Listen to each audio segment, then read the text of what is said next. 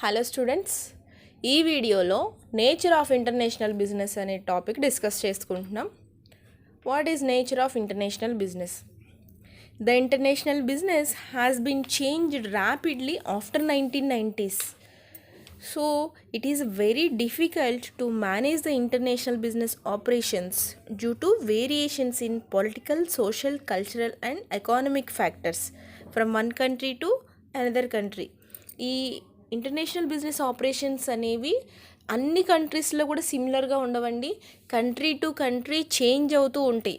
ఆ చేంజింగ్ అనేది political factors వల్ల కావచ్చు, సోషల్ ఫ్యాక్టర్స్ వల్ల కావచ్చు, కల్చరల్ యాక్టివిటీస్ లేదంటే ఎకానమిక్ కండిషన్స్ ద్వారా కూడా మన ఇంటర్నేషనల్ బిజినెస్ ఆపరేషన్స్ సిమిలర్గా ఉండవు, డిఫరెంట్గా ఉంటాయి country to country.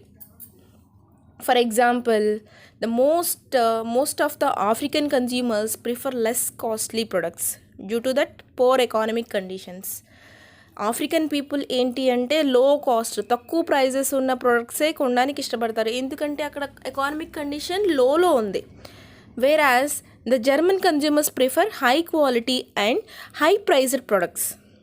German consumers మాత్రం హై లెవెల్లో క్వాలిటీ కావచ్చు, ప్రైజెస్ కావచ్చు, high level of quality and priced goods prefer చేస్తారు. ఎందుకు? వాళ్ళ ఎకానమిక్ కండిషన్ బాగుంది. So therefore the international business should produce and export less costly products to the most of the African countries and vice versa to most of the European countries. ఇక్కడ ఏంటి అంటే European consumers లో కాస్ట్లో purchase చేసుకుంటారు కాబట్టి వాళ్ళకి తక్కువ కాస్ట్వి goods అనేది మనం ఎక్స్పోర్ట్ చేయాల్సి ఉంటుంది. వేరస్ జర్మన్ వాళ్ళకి ఎంత ప్రైస్ అయినా కొంటారు. సో వాళ్ళ ఎకానమిక్ కండిషన్ బెస్ట్ లెవెల్లో ఉంది కాబట్టి అక్కడ మనకి హై ప్రైజెస్ ఆఫ్ గూడ్స్ మనము సప్లై చేసుకుంటే మన బిజినెస్ అనేది బాగుంటుంది. సో ఈ నేచర్ ఆఫ్ ఇంటర్నేషనల్ బిజినెస్ ఏంటి అంటే డిఫరెంట్ కంట్రీస్లో డిఫరెంట్గా ఉంటుంది ఇంటర్నేషనల్ బిజినెస్ నేచర్. అంటే ఈ ఆపరేషన్సే ఆ కంట్రీస్లో ఉన్న ఇప్పుడు ఎక్కడైతే మనము మన బిజినెస్ని ఎస్టాబ్లిష్ చేస్తున్నామో ఆ కంట్రీలో ఉన్న ఫ్యాక్టర్స్ తగ్గట్టుగానే మన బిజినెస్ ఆపరేషన్స్ అనేవి ఉండాలి. లేదంటే కనుక మనకి సక్సెస్ అవ్వదు. ఆ కంట్రీలో ఉన్న కస్టమర్స్ యొక్క needs and requirements at the same time వాళ్ళ టేస్ట్లకు తగ్గట్టుగానే మన ప్రోడక్ట్ సప్లై అనేది ఉండాలి. అప్పుడే మనము మన బిజినెస్లో సక్సెస్ అవుతాం. So let us discuss the points individually. First point is accurate information. Accurate information ఏంటి అంటే international business houses need and accurate information to make an appropriate decision. International బిజినెసే కాదు, మనం ఏ పని చేయాలన్నా కానీ మనకి దాని గురించిన మినిమం నాలెడ్జ్తో పాటు మినిమం ఇన్ఫర్మేషన్ కూడా ఉండాలి. అప్పుడే ఆ పనిలో మనం సక్సెస్ అవుతాము. సో మనం ఏ పని చేయాలన్నా మినిమం ఇన్ఫర్మేషన్ ఉండాలి. అలాగే ఇంటర్నేషనల్ వైడ్గా మనం బిజినెస్ చేయాలంటే ఖచ్చితంగా మనకి మినిమం ఇన్ఫర్మేషన్ అనేది ఉండాలి. అప్పుడే మనం దానికి తగ్గట్టుగా ఒక ప్రాపర్ డెసిషన్స్ అనేది తీసుకోగలుగుతాము. సో సర్వైవల్ అవ్వగలుగుతాము ఆ కంట్రీలో.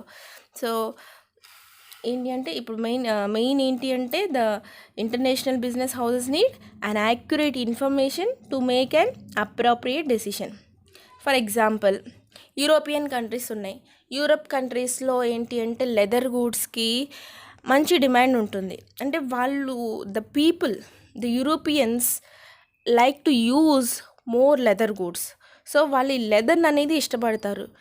Based on that data, Bata company make an appropriate decision to enter various European countries. So వాళ్ళు లెదర్ని ఇష్టపడతారు. అక్కడ యూరోపియన్స్ అందరూ కూడా లెదర్ని ఇష్టపడతారు, లెదర్ గూడ్స్ ఎక్కువగా యూస్ చేస్తారు అన్న ఇన్ఫర్మేషన్ తెలిసుండి బాటా కంపెనీస్ అక్కడ ఎస్టాబ్లిష్ చేసినాయి. యూరప్ కంట్రీస్లో డిఫరెంట్ ప్లేస్లో వాళ్ళ బ్రాంచెస్ని ఎస్టాబ్లిష్ చేసినాయి. So that they get succeed.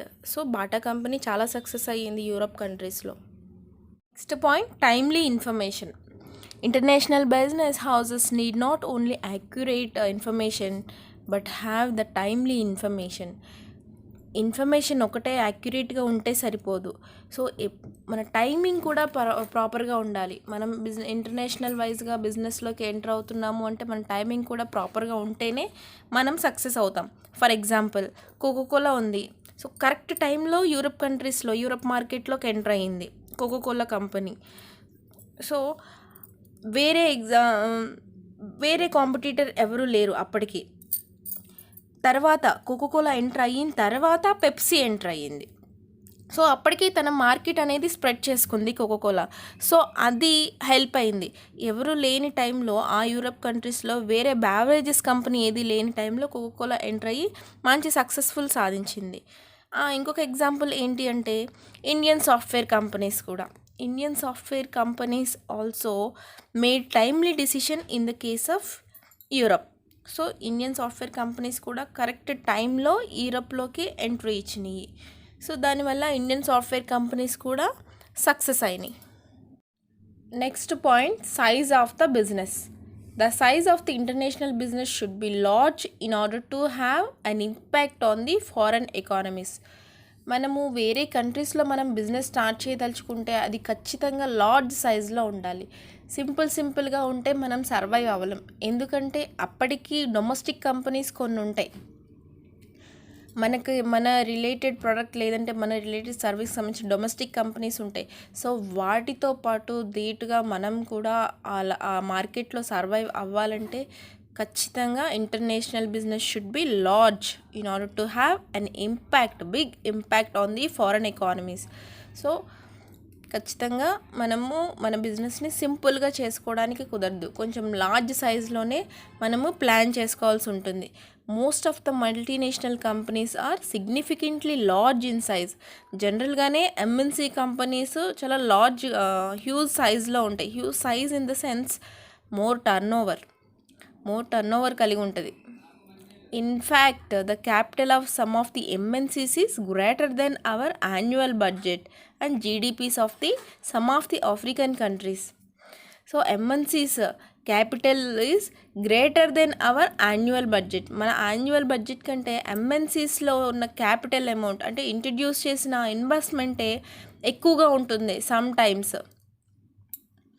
So అది size of the business. Fourth point is market segmentation. So market segmentation is a marketing strategy in which we are selecting the groups of customers. అంటే ఏంటంటే we're dividing the customers into a groups as per their requirements, as per their tastes. అంటే మన కస్టమర్స్ని తీసుకుంటే ఒక డిఫరెంట్గా ఉంటాయి. వాళ్ళ needs and requirements కావచ్చు, వాళ్ళ టేస్ట్లు కానీ డిఫరెంట్గా ఉంటాయి. సో మన ప్రోడక్ట్ అనేది అందరినీ సాటిస్ఫై చేయలేకపోవచ్చు, కానీ మోస్ట్ ఆఫ్ ద కస్టమర్స్ని రీచ్ అవ్వడానికి తగ్గట్టుగా మన ప్రోడక్ట్ అనేది ఉండాలి. మనం ఏదైతే మార్కెట్లోకి ఇంట్రడ్యూస్ చేస్తున్నామో ఆ ప్రోడక్ట్ మోస్ట్ ఆఫ్ ది కస్టమర్స్ని రీచ్ అయ్యే విధంగా ఉండాలి.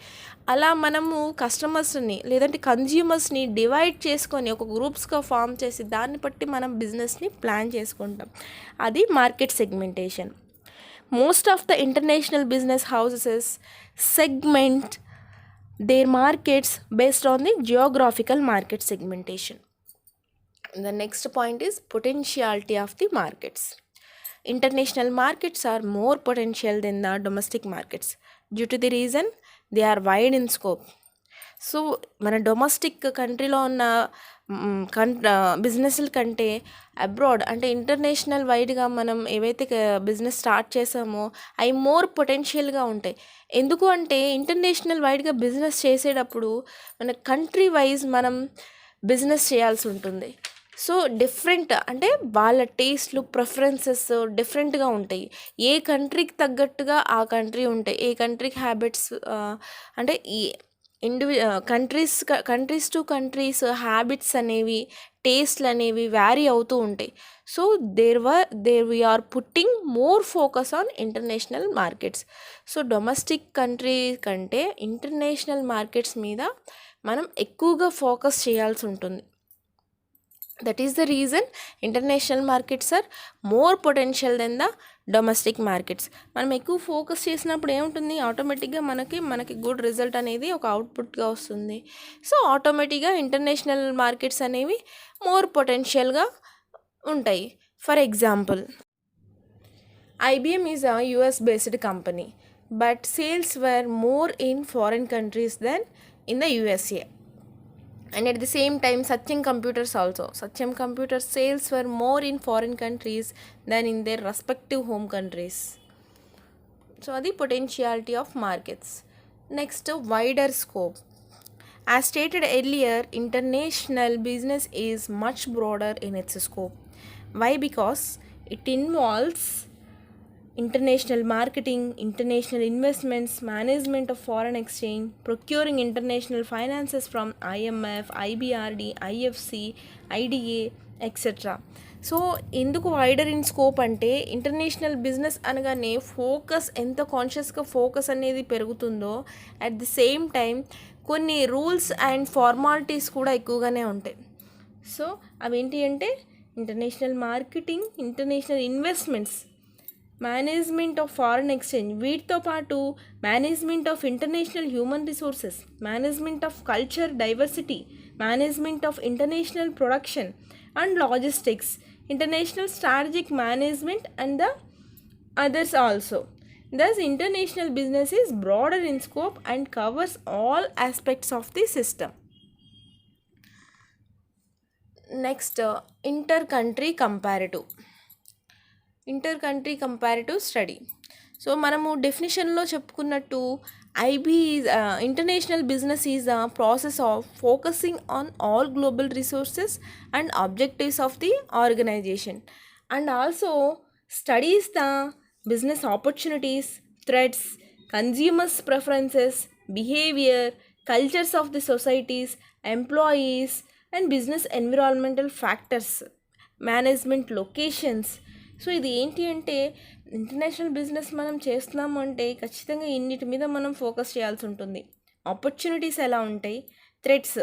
సో మన డొమెస్టిక్ కంపెనీలో ఉండే ఆపర్చునిటీస్ మనం we can guess easily, opportunities కానీ థ్రెట్స్ కానీ ఎప్పుడైతే ఇంటర్నేషనల్ వైడ్గా మనం బిజినెస్ ప్లాన్ చేసుకుంటున్నామో we have to focus more on the business opportunities and threats. Consumer preferences డిఫరెంట్గా ఉంటాయి. మన డొమెస్టిక్ కంపెనీతో పోలిస్తే కొంచెం వేరియేషన్ ఉంటుంది consumers preferences. So behaviour, so వాళ్ళ నీడ్స్ని బట్టి, ప్రిఫరెన్స్ని బట్టి మనం కొంచెం ఆల్టర్నేట్ చేసుకోవాల్సి ఉంటుంది మన బిజినెస్ ప్రోడక్ట్ని కావచ్చు, సర్వీసెస్ని కావచ్చు. So we have to alternate our business product or services. And cultures of the society, cultures కూడా చాలా ఎఫెక్ట్ చూపిస్తుంది ఇంటర్నేషనల్ బిజినెస్ మీద. వాళ్ళ కల్చర్కి తగ్గట్టుగా మన మ్యానుఫ్యాక్చరైజేషన్ అనేది ఉండాల్సి వస్తుంది some times. And employees treat చేసే విధానంలో కూడా అక్కడి కల్చర్ తగ్గట్టుగా మనం ఫాలో అయితే కనుక మన బిజినెస్కి హెల్ప్ అవుతుంది. అండ్ సమ్ ఎన్విరాన్మెంటల్ ఫ్యాక్టర్స్ కూడా అన్ని కంట్రీస్లో కూడా సిమిలర్గా ఉండదు ఎన్విరాన్మెంటల్ ఫ్యాక్టర్స్ కూడా. Next locations and management styles and human resource management practices. So ఇవన్నీ కూడా డొమెస్టిక్ కంట్రీతో పోలిస్తే కొంచెం వేరియేషన్ అనేది ఉంటుంది. Comparative analysis helps the management to evaluate the markets, finances, human resources, consumers of the various countries. So ఈ comparative study అనేది human రిసోర్సెస్ని define చేస్తుంది and మేనేజ్మెంట్ని and మార్కెట్స్ని కూడా ఇవాల్యుయేట్ చేస్తుంది, ఫైనాన్సెస్ని ఇవాల్యుయేట్ చేస్తుంది. So the comparative study also helps the management to evaluate the market potentials of the various countries. So various countries యొక్క పొటెన్షియాలిటీస్ని evaluate చేయడంలో ఇది international business అనేది, inter country comparative study అనేది మనకి చాలా హెల్ప్ అవుతుంది. ఈ టాపిక్ సంబంధించిన నోట్స్ కింద డిస్క్రిప్షన్లోని లింక్లో అటాచ్ చేశాము.